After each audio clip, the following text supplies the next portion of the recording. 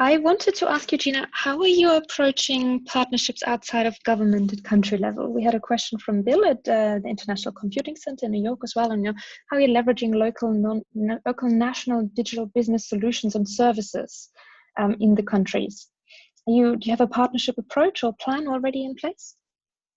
Not specifically. It's really, really early days. I mean, we're definitely only generically enough to say, obviously, a lot of this needs to happen in partnership. Definitely, the clarity is that we want local solutions to drive a lot of this. This is another way of learning from the lessons of the first generation of labs, right?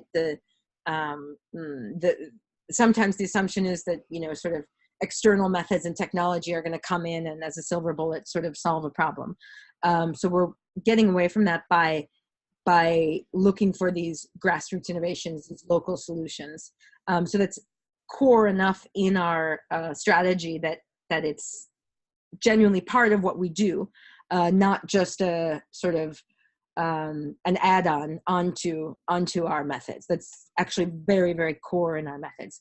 How exactly it's going to work, I don't know. I have the instinct that we're going to need much more serious way of keeping intelligence on partners, almost like they do in the private sector with sort of, customer relations management, possibly even through some software or something like that.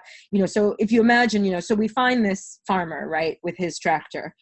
What do we do with him? Do we connect? We need to kind of keep some sort of database of these kinds of partners to be able to connect them to, policy solutions or market solutions, connect them to other actors.